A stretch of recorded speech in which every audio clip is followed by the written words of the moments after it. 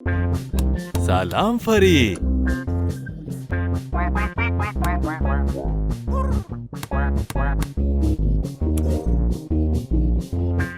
शाबाश, आप तो बहुत महारत रखते हो इस खेल में। और क्या कर सकते हो?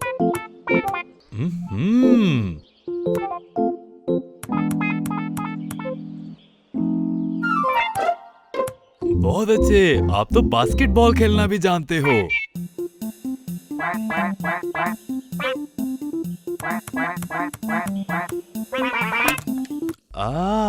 अरे वाह, बहुत ही शानदार खेलते हो। अब आपको 2 नंबर मिल जाएंगे ये गोल होने के बाद। हाँ। सूरज ने तो बास्केटबॉल ही पकड़ लिया। परी, ये कौन सा तरीका है? ऐसे नहीं करते, सूरज को भी खेलने दो।